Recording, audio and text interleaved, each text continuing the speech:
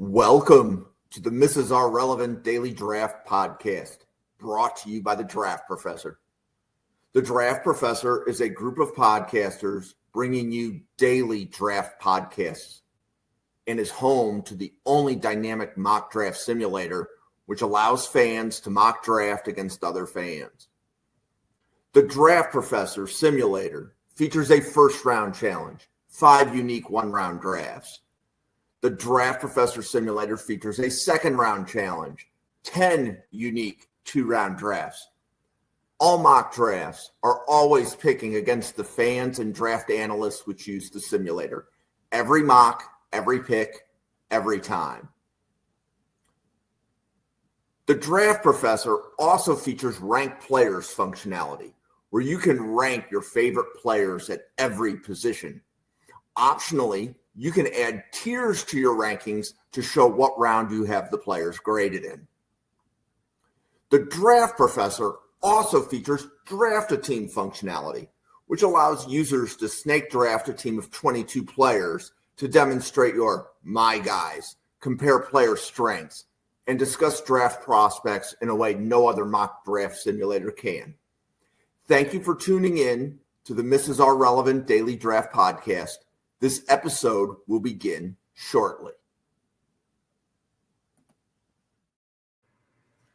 Well, welcome to the Mrs. R Relevant Daily Draft Podcast. I am joined by David, Randall, and Sam. And how you guys doing today? Sam, good to have you back. Jim, great to be back. Looking forward to maybe bumping into you in Mobile next week. Absolutely. David, are you going to Mobile too? It depends on what happens with the Eagles. So I'm hoping I don't, but you never know. I might be there. If I do, it'll be Tuesday morning. Got it. And Randall, good to see you again. What is going on? Ready to talk Philly. So this episode, we're going to discuss the Philadelphia Eagles roster construction. So every podcast this week on the Draft Professor is how did one of the final 4 teams get here? And we're more focused on the roster construction, the salary cap, the head coach, the GM, those types of things. We're not going to give you a game-by-game recap of their season. So we're going to focus on the roster for this. I'll kick off the conversation by just sharing a little bit of data on the Eagles. So in 2021, the Eagles had 31 draft picks on their roster. And then in 2024, the Eagles had 31 draft picks on their roster. And 10 of those players were the same from 2021 to 2024 that the Eagles drafted. And the reason why I point that out is that 10 players that carries over a 4-season span, that's kind of your gold standard, I would say, for a playoff team. So most of the playoffs teams were at 9 or 10 players that they have as like a core. And then a little bit more data on the Eagles. They have 6 All-Pros on their team. They drafted 15 of their starters. They acquired 4 by free agency. They acquired 3 starters by trade and 1 starter by UDFA. Sam, as you look at like the Eagles roster construction, does anything stand out to you about that? Well, the home runs they kind of hit in the second round over the course of their time. They've hit a lot of great second-round picks. Remember, I guess like Jalen Hurts, Dallas Goedert, Miles Sanders, Landon Dickerson, Cam Jurgens, Cooper DeJean. They've hit a lot of second-round picks around this time, which makes their roster fairly cheap and easy to continue paying some of the more talented players they have. So I think the ability to hit and find those second-round gems when in the past you maybe had some issues finding guys in the first round, but recently you've been better at that. I think that's really what stands out to me because it's a very cheap contract, easy to digest, and it opens up cap room for them to spend on some of these big player names. That makes it easier to go trade for a player like A.J. Brown and fit him under the salary cap and get his deal redone when you need to be able to afford these star players and keep these all-pros in place. So they've done a great job there. And, of course, just the investments in the trenches. They've invested so much up front, both the offensive and defensive line. You look at where they draft DBs, they don't draft a lot of DBs up until this year. Like that's historically they buckle the trend here. The last top 100 defensive back they took in the draft was Sidney Brown in 2023 at 66. Prior to that, the top corner they had taken in the top 100 was back in 2017 with Sidney Jones. And they go out and they get two guys who are playing nickel and corner this year in the top 2 rounds.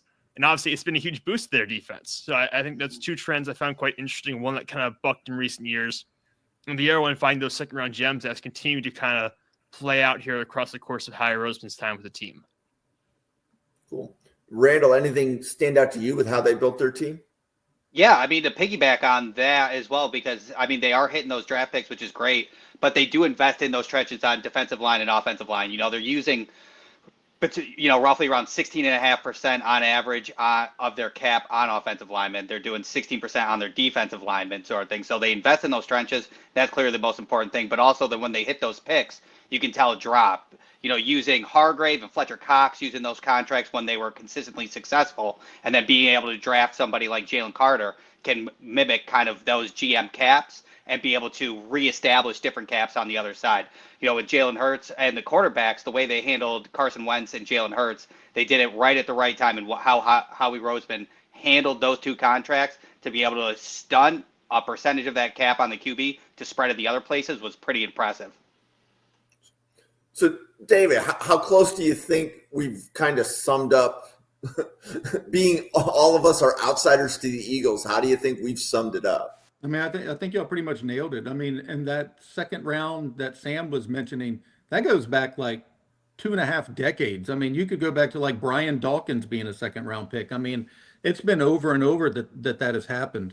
The one thing they also do, like Howie's strength, in my opinion, is moving on from a mistake. Like they made a big mistake in 2020 when they took Jalen Reagor ahead of Justin Jefferson, but they identified it immediately. So in the following year, they went up and they drafted Devontae Smith in the first round. A year later, they used another first round pick to acquire Devontae Smith and AJ Brown. So position solved pretty quickly. You know, they do their best to get ahead of curves. They identified that the wide receiver position and the defensive tackle position were going up in price. And if you look, they have exponentially increased the value. The value of a wide receiver for the top 10, best players in the league from 2019 to now is increased dramatically. The defensive tackle position has increased 69% in the past 4 years for the top 10 paid at that position. So they try to identify those types of trends, and then they pay in free agency for positions that are not premium. Like they try to buy a linebacker like Zach Bond this year at $3.5 million. They try to get a safety because those positions in free agency, linebacker and safety, are not as valuable. They don't cost as much money.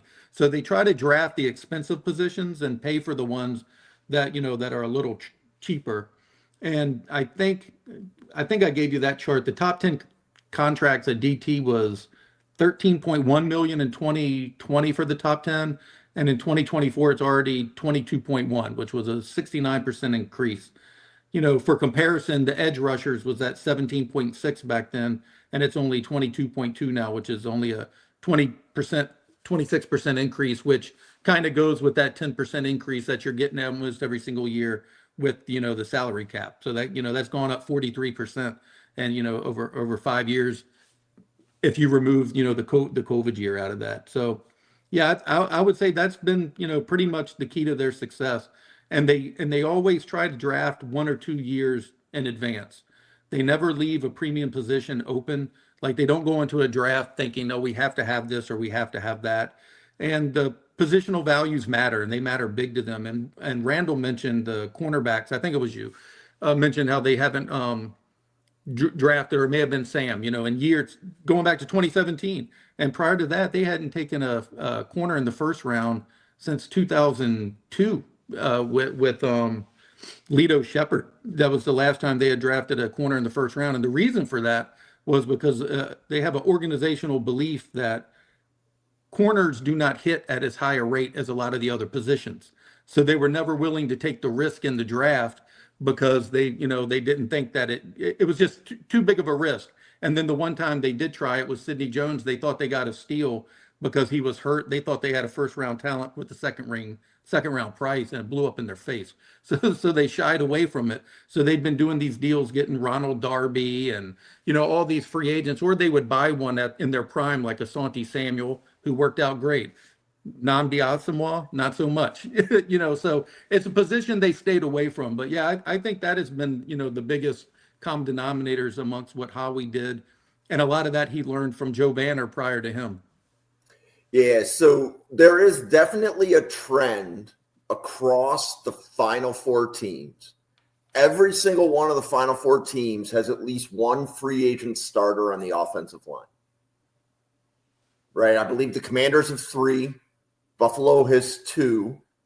The Eagles have Becton. And then the Chiefs have, I believe, both starting tackles were free agents. And Becton wasn't supposed to be their starter. They drafted Tyler Steen with I guess it was a 3rd round pick. Yeah, it was a high pick, like 70 something. But yeah, that's who they drafted him with the intent of taking that position over. But Becton's just kind of a freak. And he just came into training camp and just won the spot. And also, they have one of the best O-line coaches in the league developing these guys. I mean, I don't know a better story than Jordan Mailata, a guy from Australia who had never played a snap of football in his entire life, who turns into an all-pro. I mean, that's just amazing. And they've benefited from that and just exponentially. I mean, that has been an unbelievable hit for them. And he just keeps finding ways, Stoutland, that is, just like Becton, he just keeps finding ways to, bring these guys around. And they have leaders like Kelsey, who was at camp. Even though he wasn't with the team, he was at camp almost every single day sitting there trying to teach Jurgens, because he went out and scouted him. He handpicked him. He advocated for, the team to, draft him. So he didn't want his name, going in the mud there. So he stuck around to develop him. So I think that's been a big strength, like y'all both mentioned as well, was the trenches.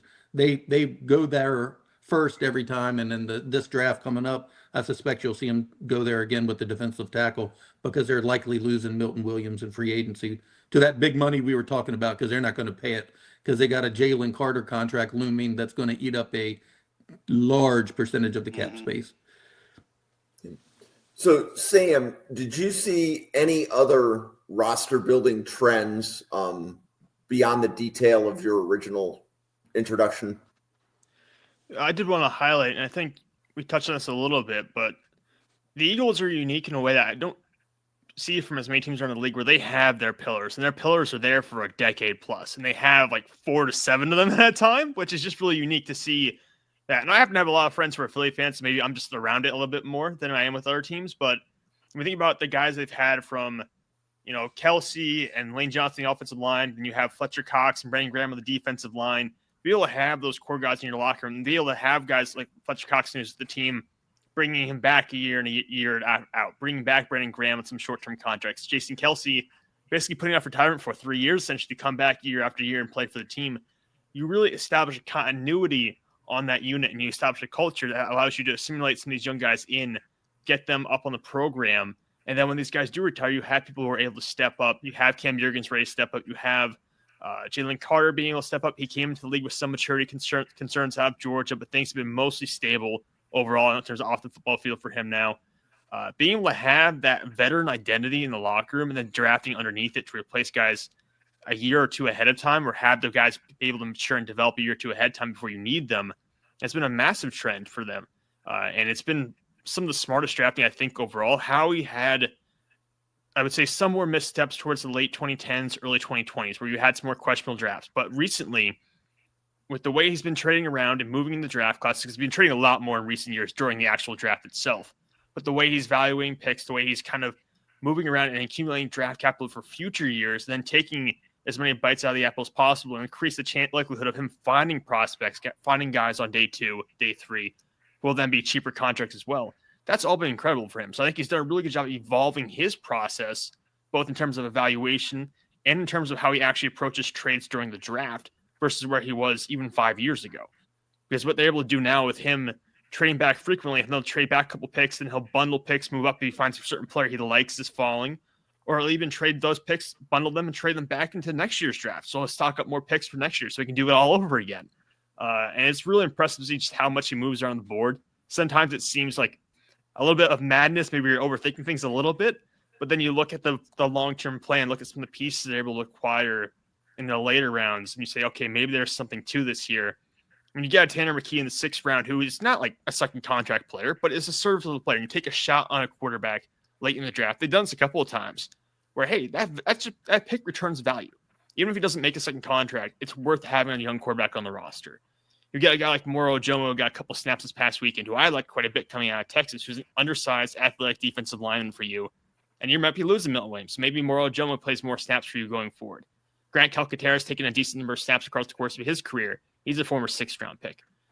So I just think that trading around, that movement, and the process by which he approaches the draft has really evolved in the past 3 to 4 years specifically. I like that call out to stockpile picks a year out, because while I haven't fully, let's say, analyzed that with Buffalo, I know that it's true at least last year and this year, right? Like Brandon Beane came out of last year's draft with a lot of 4th and 5th and 6th round picks this year, kind of thing. So I'm going to go back and look at that. I also know, just from having to build a draft order for a simulator, that Kansas City, Buffalo, and Philadelphia always tend to have, it feels like an extra 4th, 5th, or 6th. It just always feels that way. Yeah, that's kind of my question for David, because I didn't dive into comp picks. And Buffalo pretty much got into the comp pick bingo about 2021 is when Brandon Beane started being able to take draft picks and either let them walk. I mean, pretty much the first big comp pick would be Tremaine Edmonds when it went to Chicago, and we got a 3rd round out of there. And then we're starting to stockpile those comp picks up, which is great. And it's kind of that trend that's getting into it, especially when you're talking about running backs, how you guys pulled the trigger on Saquon Barkley, and everybody was concerned about the $37.75 million figure. Turns out it was obviously pretty clear. And when you bring up Calcaterra and the tight ends, I'm curious to see if he follows that trend in a tight end. And do you think that they use a draft pick in the top 4 rounds on a tight end this year, and they evolve into that situation, a better 12 personnel and things along those lines? Yeah, I do think they're going to draft a tight end in the top 4 rounds. I think if you look at like where they grabbed Ertz in the 2nd round, and when he turned around 30, they grabbed Dallas Goedert in the 2nd round. And I think Goddard's about 31 now, so I think they're right around that range, which is what they do. I mean, I used to write every year during the draft. They tell you and show you who they are every year, and nobody just wants to believe them. Like they do the same thing every 4 or 5 years. It's just a constant, trend, and nobody wants to believe it for whatever reason. And you made a good point as well, Sam, talking about the future draft picks. Howie had mentioned that he thought that was vastly underrated in the NFL, that teams didn't like trading for future draft picks on draft day. Everybody was hoarding, that current draft. And he thought it was something that he could exploit, and he did. And I agree. I think more teams are starting to do that now. And I'm not saying he was the trendsetter in it, but it's something that he came out vocally about, that he saw that as a missed opportunity for other franchises. So yeah, I do think that plays a big role. But yeah, as far as tight end, I would be stunned if you don't see them draft one in the 2nd or 3rd round.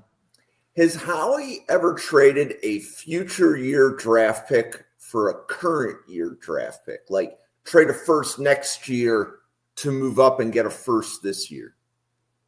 I can't recall of one. He has traded current year picks, like when he moved up for Jordan Davis. He moved up for Devontae Smith. And I think he gave up a 3rd. I don't know. I can't think of a time where he traded a 1st round pick other than for AJ Brown, like he did it for a player. But that's the. You answered my question very well, but it's actually the anti-trend, because I think if we go back, I think we're going to see that the Final Four teams are not trading a future year's draft pick to move up this year. They use current year picks to move up current year. They don't use future year picks to trade up. Brandon Beane said something to that effect in his draft press conference last year, is that he said he doesn't like giving up a future year first because you don't know what that draft class is going to be. You don't want to give it up. He says, Right. I'll give up a lot of picks this year, but I don't want to give up my pick next year. Even when they traded for AJ, they had 3 first-round picks that year. So it wasn't like Yep. it wasn't like it was, their only Right. pick. They had gotten a first-round pick for Carson Wentz from the Colts. I can't remember. They made some other deal in 2021 where they shuffled around with Miami. I think they took Waddle high, and somehow they gave us a first-round pick as well. So yeah, no, he has hoarded draft picks like that a lot. He very much values the future years. He sees that as a way of controlling the cap. It's like Sam said earlier, they intentionally do this. Now they'll move all around the board on draft day, and like it is a little maddening sometimes because he'll just shuffle things. You're not even understanding what he's doing, and you'll think he missed out on a lot of good players. There's a lot of times where I'm like, man, this guy was here. Why did he trade down? And then he ends up with 2 guys who end up contributing on your team, like with the Jomo in the 7th round or Grant Calcaterra, like you mentioned, in the 6th. And you're like, good grief, So he always proves me wrong. So I don't really say much when that's happening anymore.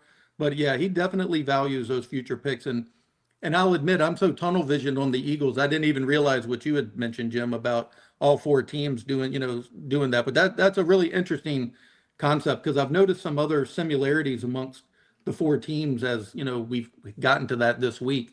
And I hadn't looked into like the draft or the trading of picks as part of the reasoning that all these teams end up being in the position where they are. And a couple of like the Commanders are new to this. The Reed, I almost see that as an extension of the Eagles in some way, because the Eagles still copy a lot of the things that he brought to that franchise. I mean, Howie's been with the team since around 2000. He was under Reed for years, and even when he was GM under Reed, he was not the GM. Like Reed still had final say on the roster and things. So he had the title, but he did not have final approval of the players. So I'm not surprised that Reed's in the position he is and the Eagles are either, because they just seem very hand in hand. They do one thing different though, is the cap.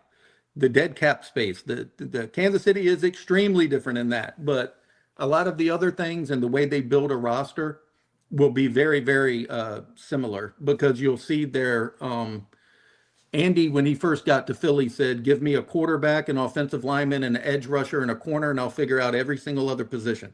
And he's kind of just stuck to that. If you look at his drafts with McDuffie and Jones and Patrick Mahomes, that was his concept, and the Eagles put a lot of weight into that too.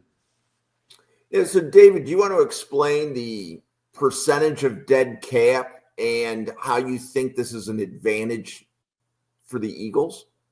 Yeah. As you can see, in 2020 was when they went crazy. In 2021, pre-COVID, the league averaged around 12% of their cap and dead money. Since 2021, the league average has been about 30%, I think. This does not include this year because I haven't done those numbers yet. But the Eagles do not see dead cap space as a failure. They see it as a feature. And that sounds crazy to some people, but it is how they look at it. Not only do you pay the money interest-free, but the salary cap raises every year, which makes the same amount of money interest-free. It's worth more in the future. Howie said that a quote of his was, it's all the same amount of money. It's just when you choose to pay it. From our perspective, it feels like the cap is going to, just keep going higher. So it makes sense to have the option to pay it in future years. And an example I can give is like, if you make $50,000 a year, and you know that you're going to receive a 10% raise every year, like the NFL cap averages going up, your $50,000 in 5 years is $80,000. So if you borrowed $2,000 and 5 years later and paid it back, it'd be, if you paid it the first year, it'd be 4% of your money. But if you wait 8 years and pay it in future, it's only 2.5% of your cap. So he looked at all those little advantages, and they just mattered, and it allows them to spend more in the current year. It's only come back to bite them once, and again, that was in 2020 when the cap reduced, but it took a worldwide pandemic for it to bite him. So I think that's a risk he's going to continue to take. Yeah, I mean, a good example of that is baseball, to be honest with you. Deferred money in baseball is exactly the same mentality as like for Shohei. He's making barely $2 million a year sort of thing. And then once he's out of that contract, once he's out of those years, then that's when he starts getting paid. And they just put that into to let it invest while those 10 years as he's playing. And that initial money is now worth it, how much his contract actually is. So that money now is legitimately exactly what they need to pay him in the future. And that's exactly what they do. Yeah, Little book out of baseball. Yeah, and everybody's hating on them, but they're signing every free agent that's available in the market this offseason. If they don't win. Well, and one thing that makes this strategy more sustainable is because they draft so well, and they've been drafting so well because they've been able to replace those key positions, those premier positions. You have guys who are now, especially on the defense side of the ball, who play these premier roles, making pennies on the dollar compared to the second contract players you have. Right. You look at some other teams around the league who use more dead cap or use some more call it creative contract stuff, like the Saints, who have not drafted well in 3 to 4 years, and you see what happens to their roster when they don't draft well, and you have all these aging players under contract. So that's like there's some risk certainly what they're doing because they've drafted so well. They've been able to avoid all that and get all the benefits of being able to draft and have these star players, but also have all these guys on rookie contracts, especially on the defensive side of the ball. If you look at just average annual salary, they have, I think, no one on the defensive side of the ball in the top 10 for their position. But you look on offense, it's A.J. Brown, Dallas Goedert, Saquon Barkley, Jalen Hurts, Lane Johnson, Jordan Mailata, Landon Dickerson, all in the top 10. And then no one on defense because they have so many young pieces on that side of the ball. And they have just as many stars over there. But that just showcases how well they've drafted and how well they've been able to manage allocating those assets and knowing where they put their money and then where to put the draft picks to be able to level everything out. And I think they have the youngest defense in the league right now. So that's playing into what you're saying. Like all those draft picks playing, I think they have the youngest one. That's a big part of it. If you have that graph with Devontae Smith and Landon Dickerson's extension, because not that one. No. Okay. So I thought I only had 3. All right. I can find it on mine. So I have one. Even if you look at like what Jalen Hurts and A.J. Brown, because A.J. Brown got double extended, am I correct? He got an extension with the trade, then they extended him as well. And then you look at Jalen Hurts' contract as well with his extension. I mean, this year he's a $21 million cap hit for a $155 million contract sort of thing, or whatever the contract was. But $20 million cap hit. A.J. Brown still a $17 million cap hit after you got traded him on a double extension. And then they have that final year. All their outs are 27, 28, where there is nothing guaranteed left. Basically, the way Howie Roseman does it, which is genius, and Brandon Beane does this a little bit too, is those last 2 years are basically not even they're inexistent to where you cut, you save about 80 to 90% of the money. So now it's just basically the wide receiver or any player going into negotiations that year, but then you still hold the leverage on the Eagles franchise. So it's brilliant. And it's definitely the trend that most teams are going, but they got ahead of it with Jalen Hurts, and be able to have somebody like Jalen Hurts and A.J. Brown only accounting for $38 million is pretty unreal. And they have to pick the right players. Like they do that, but it's with 10, 12 players, like Sam mentioned earlier, it's like a core. And that's who they're, doing that with. Everybody else is expendable. Like the new Dickerson deal and the Devontae Smith deal, the extensions were both 4 years. Dickerson's was $84 million. Devontae's was $91 million. And if you look at the way he constructed it on a 5-year contract, the first year, they both count at 8% of the cap hit. The second year, they're at 12% of the cap hit. The third year, one was 16, one was 17% of the cap hit. Year 4, 21%, 22% of the cap hit. And year 5, those dummy years, that's where those dummy years come in, where he just adds 3 extra years to the contract and he can just, pay it out over, 8 years instead of whatever. So 42% of the contract comes throughout those dummy years. And his thinking is by year 5, the salary cap's going to have gone from 300 million to 400 million. It's going to be 4% of my, allocated cap instead of 12% of my allocated cap. And he just keeps pushing it forward. But again, it could blow up in your face if it's the wrong guy, or if somebody gets hurt, you're paying for him for 6 more years. That hasn't happened yet, but that's the disadvantage. That's the risk they're taking. But they're not taking it on as many players as everyone thinks. It's basically that core. Well, and that also goes to say you have to move on from a player at the right time, because they moved on from Hargrove.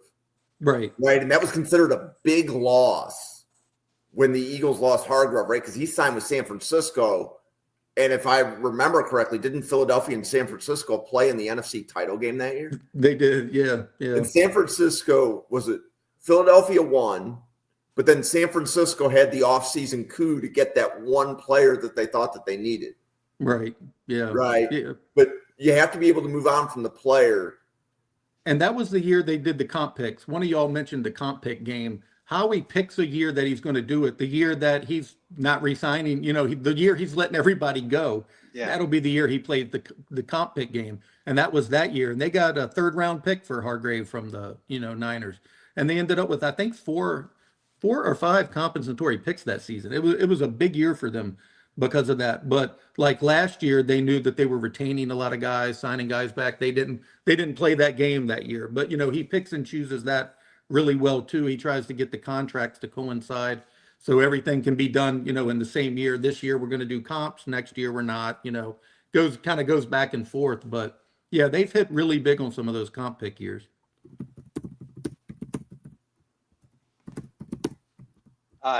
David, I had a question when I was looking through. One trade that stood out to me was, let me see if I can find it. It was the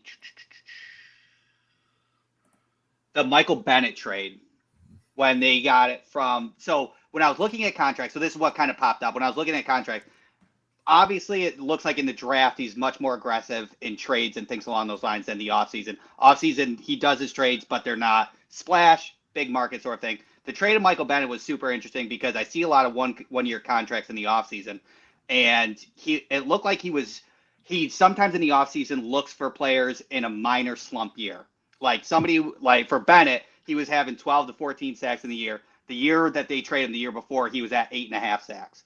Seahawks traded them for a 7th and a 5th rounder, which Michael Bennett in a 7th for a 5th, and Marcus Johnson. And then Bennett ended up getting 78 pressures, 12 sacks, and 22 QB hits with him, then shipped them off to New England. And I thought that was something super impressive that he did. And I was trying to find like similar trades on that, but I couldn't find much. But something like those 1-year deals where he has it planned out from start to finish is very impressive. Yeah, he tries to do that a lot. I think you picked probably the best example of it. This year, the greatest example would be All-Pro linebacker Zach Bond. They identified a player that was underutilized there in New Orleans, and I mentioned earlier that the Eagles don't spend money at linebacker. That's about to change because they're going to pay him. They don't want him walking out the door. He's changed the complexity of that defense completely. So, yeah, but yeah, that is a good point. He definitely looks for that a lot and tries to get players. A lot of people have accused him, especially in the Philly area over the years, as trying to be the smartest guy in the room because he tried to do that a lot, through the 2010s and it just didn't work. So I think he's learned how to hit better on those here lately. I think he's, gotten a little better at that. And I think he used to take too many swings at a lot. He relied too much on that. I think another year you could look at that would have been 2017 that they had a whole ton. I don't know if they weren't all necessarily traded for, but they were Chris Long and LeGarrette Blount and Patrick Robinson. And I mean, about probably a third of the team was on 1-year or 2-year contracts. And I think that's when he got really, good at those kinds of deals and identifying that, because they don't win a Super Bowl without all those players that year. I mean, that was a huge hit for them. That's something that I want to go back and look at. So that 1-year deal thing that you're talking about, I know for a fact that Buffalo does the same thing, but I didn't necessarily analyze it as part of this exercise. Yeah, and nose tackles for Buffalo, just like right. 1-year deals on all their nose tackles. It was did awesome. Eagles trade for Darby from Buffalo? Wasn't that a yeah? Wasn't he part of the shady deal? Part of the LaShawn McCoy trade? Yeah, I think it may have been the shady deal. I don't know. Yep. And then our linebacker, who's that linebacker? You guys should have never took him. He got hurt immediately. Yeah, Alonzo. Kiko Alonso. Yeah. Woo! Yeah. But so obviously Randall and I being Bills fans, we see this like every year in March, Buffalo has like 33 players under contract. and you need 90 to go into camp, right? So you see all of these one-year deals that get handed out sometime between the beginning of the league year and June. Mm-hmm. And I would be curious from a roster construction standpoint, is that something that every team does, or is that a select few, right? Like, because, so one of the other things, and I like this week, this is one of my favorite weeks to like analyze rosters. So all 4 teams playing have really good linebacking groups. So people can say linebacker is a diminished role. It's not a key position. But if you look at the 4 teams playing, they are getting elite play from a healthy linebacker room. 100%. Right? And like, from, yeah, you know, evolution of the run game and tight end usage and things like that, that needs that front 4 to be solid so the linebackers can be clean, and it's working, and that's what you can see out of these top 4. and if you have a weak linebacker, that's a matchup that can be exploited in the playoffs. Meaning, like, if your linebackers can't defend the pass, most teams still playing are good enough to throw to their running backs. yeah, and running backs, like Randall had mentioned about linebacker, the running game has been really prominent again. You know, that was an undervalued, just like the linebacker position. But yeah, it's definitely trending up. The 2 things I noticed about the 4 teams, it doesn't really have much to do about roster construction, but of the 4 teams remaining in the playoffs, none of the quarterbacks have had turnovers, which is something that was been emphasized. And of the 4 teams, they led the league in 4th down conversions. All 4 I think teams. we all saw that stat today. Mm-hmm. Yeah, that's crazy. I mean, and it just goes to show that they put an emphasis on some things. Now, I don't know how the roster building necessarily went into that for other teams. I know it plays a part in the Eagles because they invest heavily in the offensive line with the intention of running the ball down your throat on the brotherly shove, tush push, whatever you want to call it. It is a designed thing. I've noticed some other teams that are really good at it too. Obviously, Josh Allen, another quarterback who's amazing at that. But yeah, I that would be an interesting thought to try to figure out how that correlates with the roster construction. So Ravens figured it out with Mark Andrews, so they did direct snaps with Mark Andrews, and then Washington, I think, might have been a little bit probably the most pass heavy on 4th down conversions, and they do it well. I mean, Terry McLaurin's a beast on the slants and such. Yeah. Do they have Mariota? They do. They had Mariota on the field for 1 play, and he got And it was a stepped on while fake trying tush to turn push, around. right? Yes, that's right. I don't know why you just take the ball out of Jaden Daniels' hands on a play like that to initially give it to Marcus Mariota. It's a little bit of a questionable decision on the part of the OC, but we'll go with it. Yeah, agreed. So here's a couple of other roster facts. So all 4 teams left drafted a quarterback in round 1 or 2. Right? 3 of them in round 1. The Eagles are the outlier with round 2. Okay, this one surprised me. Only 2 of the 4 drafted a left tackle. So the Eagles and the Bills are the only 2 playoff teams that drafted their tackles. Right? So we always hear about you have to have a franchise left tackle. Well, not if you're the Commanders or the Chiefs.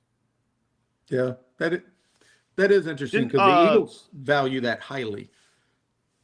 I was going to say, didn't the Commanders isn't there starting off tackle Brandon Coleman, who's a rookie for them from TCU? So I think.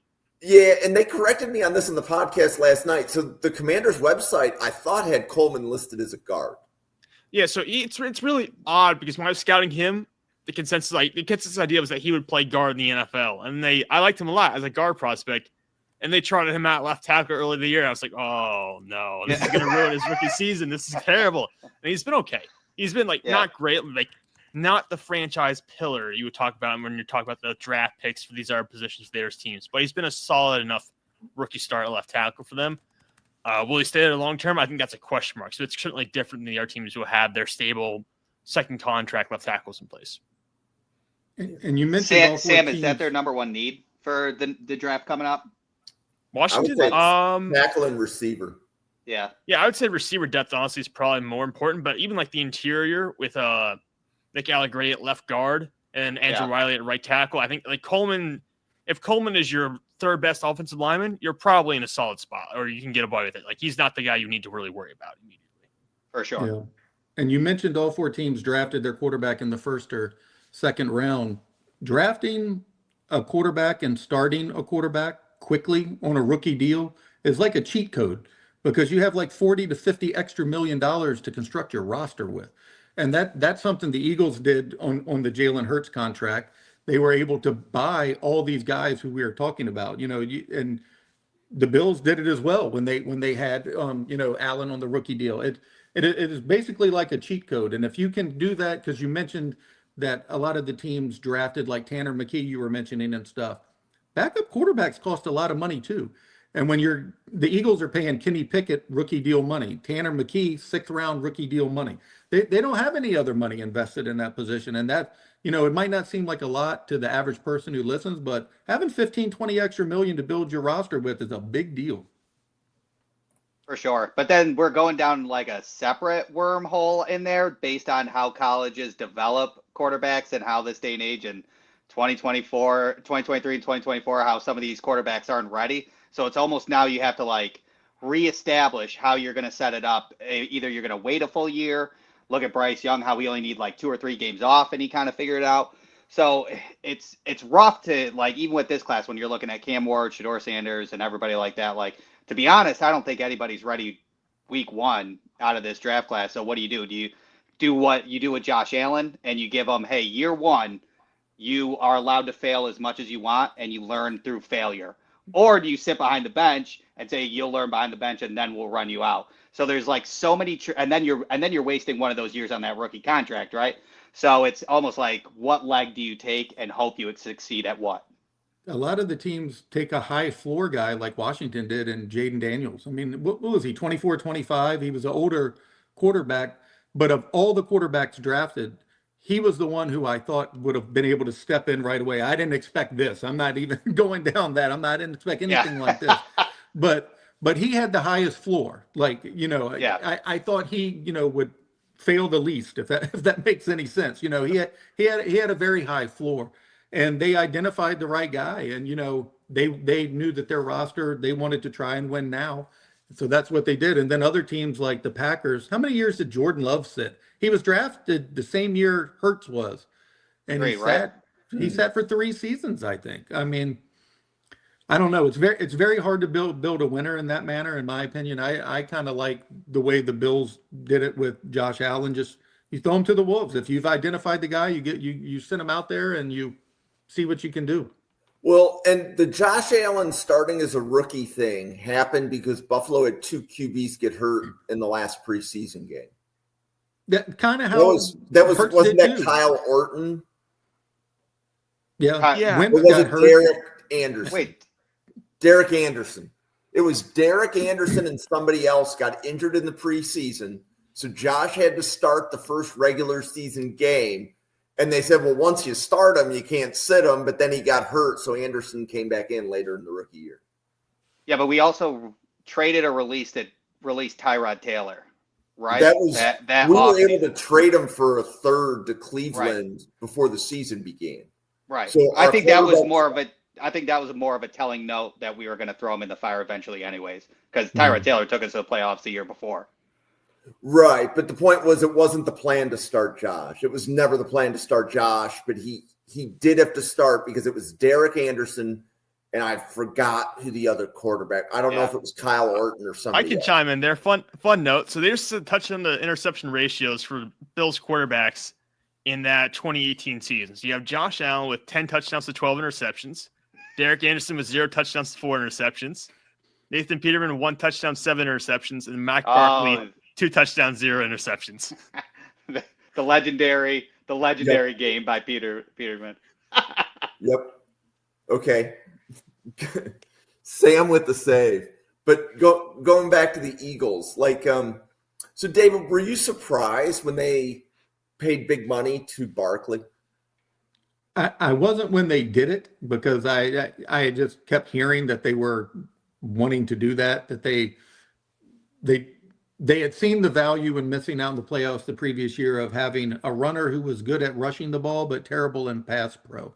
So they wanted a 3-down back because every time that they took DeAndre Swift off the field, it just alerted every team in the NFL that the Eagles were about to pass because he was, not good in pass pro. But any other year, yes, it would have floored me.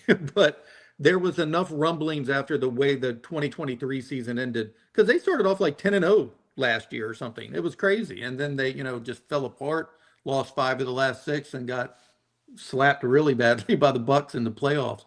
So yeah, they went in looking at that. And I think also there, some truth to the fact that Jalen Hurts, they see that how much he benefits in a running game. And they wanted to utilize his strengths now while that is still available. His pass game, they have that worked out. If they could ever get some passing concepts, that worked in their offense. But they realized the importance of pairing Jalen Hurts with the dynamic running back. Because for years it had always been, well, the Eagles have such a good line, anybody can run behind them. Well, then the thought came, well, what if we actually had a really good running back there and just instead of somebody average with this line, we could be dynamic. And they made the move to turn the team into a run-heavy offense and to lean on Jalen Hurts' legs and Saquon's legs. So this year it made a lot of sense. Years past, it probably didn't. And I think it was more the dynamic of the player made that happen more than the position. I still don't think it's something the Eagles go into the future thinking, ooh, we're going to start investing heavily in running back again. I think they still see the position generally as something you draft and keep for 4 years and let walk away and never give second contracts to. How high do you think the Eagles take a running back this year? This year, probably very late, like 5th round, 6th round, if at all. But because they just used a 4th last year on Will Shipley, I think. Yep. Okay. I was going to say, even like the Barkley contract historically is still a really good deal because it's 3 years, under $40 million. You look back in 2018, Todd Gurley signed a 4-year, $57.5 million contract extension. Wow. That's a that terrible was comp. how many years ago now? 7 years ago? Yeah. And Barkley's getting less than that now. Right.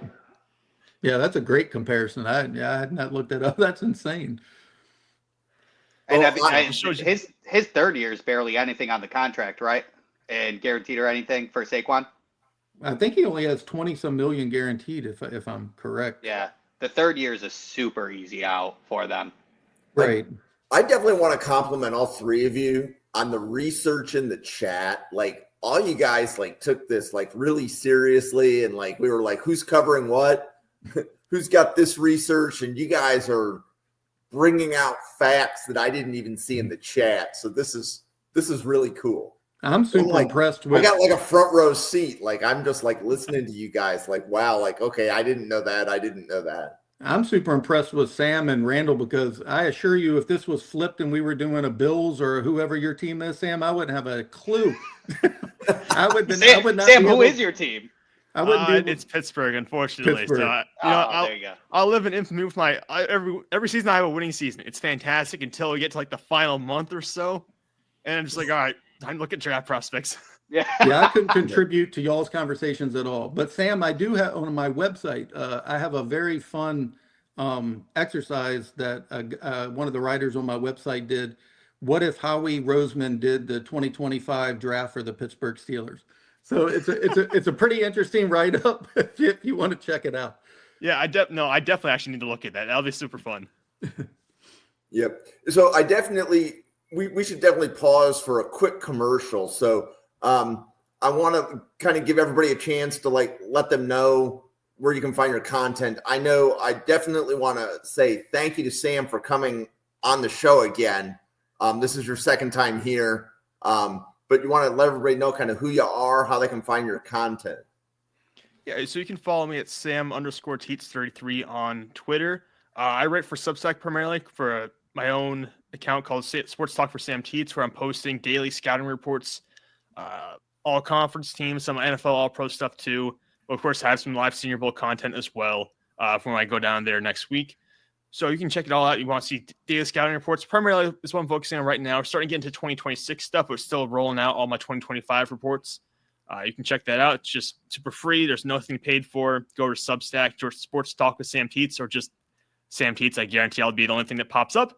And you can go ahead, just subscribe with your email for free, and you get my daily reports, and you can get access to more than 200 reports for this class already.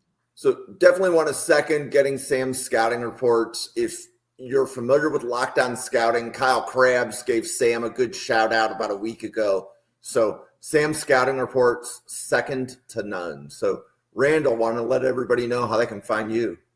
Yeah, you can just find me on Twitter at Randall Slifer or Blue Sky, same exact way. Doing draft content with draft professors and Jim, and I do all my stuff through there. Cool. And David, welcome back. You want to let everybody know how they can find you? Yeah, you can find everything I do at PHL Eagle News, or you can go to phillysportsnetwork.com. It's who I write for. And definitely give all these guys a follow, Jim, Randall, and Sam. I'm in like a Discord chat with them during the day, and I only check into that thing like one time a day, but I end up reading for like 25 minutes. Y'all have forgotten more draft content than I will ever learn. It is extremely impressive what all of y'all have done. I mean, this just blows my mind. I barely ever say anything in there because I'm reading everything and I'm thinking, oh my God, but I have nothing to contribute to this. Like it is insane, y'all's draft content. Like I thought I was a draft nerd, but y'all have taken me completely and humbled me. So it is amazing. So definitely give all of them a follow. In fact, Sam, I don't even think I knew how to your handle. So when you were saying it, I was looking you up then. So I just followed you as well. But but I think I already was following Randall and Jim. Well, you can follow the channel at NFL Draft Fanatic. No, I am Fanatic. It is the same handle on X, Twitter, and YouTube. And we have daily draft content. So every single day on this channel is a podcast about the draft, whether it's positional rankings, scouting reports, team building. On Friday this week, we are doing our first 32 GM mock. So we will have 4 people podcasting the entire mock. The other 28 people will all be in the chat, typing in their picks and probably mocking the picks of everybody that was picked ahead of them. So that should be a lot of fun. It is from 7 to 10 p.m. Eastern on Friday. So if you want to be notified of any of that content, follow the page on X and you just turn on notifications so you don't miss a tweet. But thank you. So I guess to close this out, do we want to like do some Eagles predictions, or like Sam, like when you're looking at the Eagles playing in the NFC Championship game, what are you going to be thinking as you're watching the game? I'm going to be thinking about what can you get, like what value and what emphasis do they put on some of these young players, specifically on the defensive line. Like we saw Nolan Smith, obviously, this past week. Smith was a guy who I had as a top 16 player in the class when he came out. Was very raw as a pass rusher. Had basically no pass rush plan whatsoever, but was a really elite athlete and much stronger than his frame would suggest. So I want to see what you can continuously get from him. I want to see more Moro Ojomo, because obviously I liked him coming out. I want to see what Jalen Hunt can do. I want to see what you can get from these young guys here as you may be prepared to lose Milton Williams, and you obviously had Brandon Graham out with injury. So I want to see what some of these younger players can do for you. And I'm really impressed with their projection and their trajectory right now as young players. But I want to see what they can do more in these big games and how many snaps they get from this defense. And David, do you think we've seen a defense this young in a conference championship before? I can't think of one. No. And even the veterans that were supposed to be there aren't. Like Brandon Graham, he's gone. Bryce Huff, who they thought they were going to be able to lean on, he did not even play a snap in the game versus the Rams. In fact, those snaps went to who Sam just mentioned, Jalen Hunt. He had 17 snaps in that game and a sack. They have gotten huge contributions from their rookies. I mean, I can't think of any time. And Nolan Smith, like you said, he was raw. He had a really high pressure rate in college, but he just didn't get home a lot. But in this playoffs, he has 10 pressures, which is third most in the postseason so far. So it's been like a coming out party for him. And Jalen Carter, obviously, he's been, incredibly dominant throughout the whole season and the playoffs. But no, with the way Quignon has played and Cooper DeJean, and you throw in, like I said, the other 2 rookies I just mentioned and Jalen Hunt. No, I I have never seen a team that the Eagles have had go this far with a defense that young. And I think they finished number one overall in the league too, which is just crazy statistically. I think they were number one for the first time since 1991. And if y'all are old enough, everybody would remember that defense because it had Jerome Brown, Reggie White. That defense was just ridiculously stacked. And this defense ended up with the same standings, which is just insane 34 years later. I do think I remember that 91 Eagles team because that had Randall Cunningham on it, right? Yeah, it did. And that was that the year that like Bruce Smith almost tackled him in the end zone and then he throws like a 99-yard pass to Michael Quick? That was the year before. The 91 year is actually the year Bryce Paup of the Packers sacked him and broke his leg on the first week of the season. So that entire 1991 defense that allowed like some crazy like 10 points a game average was all for nothing because they could not score any points. Was that the Jim McMahon? It was. Okay, I still remember. I still remember. I was just off by a year. Yep, just 1 year, yep. So, Randall, what do you think you're going to be looking at when you're watching the Eagles play on Sunday? To be honest, I'm going to be kind of watching more of the Washington Commanders and see how they kind of attack Philadelphia and what Philadelphia is going to do to make them press the panic button. Because to be honest, watching Jaden Daniels last week, I thought that he would at least get some rookie jitters in him and see kind of pull the trigger on a couple things that he shouldn't, things along those lines. So how Philadelphia gets Jaden Daniels to pull a panic button to get a turnover and things along those lines is what, in my opinion, could be the difference of the game. And I will say, like, having Nolan Smith, who is really just a freak athlete, and Jake Hunt, who's like a former converted safety, having those two more athletic edge rushers will probably be very helpful for Philly because you'll have some speed there, maybe catch up to Jaden Daniels a little bit. Absolutely. And you mentioned the rookies. That's a great conversation to have because the Commanders are there with Jaden Daniels, who's obviously a rookie, and one of my favorite corners from last year, Mike Sainristil. Is that how you say his last name? Oh, yeah. He has been locked down, and he locked down A.J. Brown in one of the games too. I mean, he has been absolutely amazing. He was my favorite. I had him as like a slot corner, but man, they've utilized him all over. He has just been dominating. So that's a really great point. The way the rookies play in a big game of this magnitude could decide, the outcome. Well, and because the Eagles defense is young, so one of my questions is will the game be too big? Now, granted, even though they're young, they played at Georgia, right? This isn't their first big football game, right? But will the lights be too big kind of thing? But I could also say the same thing about the Commanders, exactly. Right? Is the stage going to be too big? And did somebody here say that no quarterback that's playing has turned the ball over in the playoffs? Yeah, there have been no interceptions at all from any of the four quarterbacks. Yeah, that just blew me away. Yeah, protecting the ball. I mean, that's been the Eagles' game plan, right? The whole game plan is run Saquon, play great defense, and hoard the ball. An Eagles beat writer, Reuben Franks, came up with the stat. Jalen Hurts has thrown 178 passes in the postseason without an interception, which is the third longest streak in NFL history. And that's their formula. And the Eagles haven't had to they haven't been behind because of how good the defense is. So they really haven't had to utilize the passing game that much. I mean, A.J. Brown has basically been, completely absent from the entire postseason run here. So the biggest interesting thing that could happen to me is if they fell behind like 10 points and had to throw. One score isn't going to cause it, but two scores would maybe put them in a position that they haven't been in 14 weeks. Right now, it's kind of you're waiting on that 70-yard Saquon Barkley run when it comes to the final 2 minutes of the first half, or like third quarter, you get that big breakout run from Barkley. Then he'll put you away later in the fourth quarter as well. But you're just kind of waiting on that moment. It happens. They get their explosive plays from a running back, which is insane.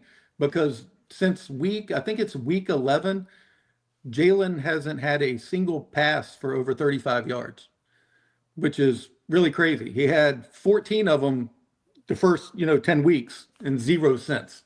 So yeah, it's exactly what Sam just said. They're waiting for the explosive play to come from Saquon's legs. I guess that's how they say it there. There you go. Cool. Well, we should probably wind down. We're at about an hour here, and I'm sure that the four of us could keep talking for a long time because this is just too much fun. But we should just kind of close it down and say, from my standpoint, thank you to all three of you for helping put this together. And in some cases, we were doing a lot of research over, let's say, the last 2 days. So I appreciate the efforts that all three of you put in to make this episode work. Thank you. And we will see all of the people watching and listening. We will see you on a podcast again tomorrow. But for Randall, Sam, David, myself, and the 30 podcasters at the Draft Professor, thank you very much for watching, and have a good night, everybody. Thank you. Thank you for watching this episode of Mrs. R Relevant, the Daily Draft Podcast, brought to you by the Draft Professor. Please follow the Draft Professor on X at NFL Draft Fanatic, no I in Fanatic. Please follow the Draft Professor channel on YouTube at NFL Draft Fanatic, no I in Fanatic. We look forward to seeing you on our podcast tomorrow.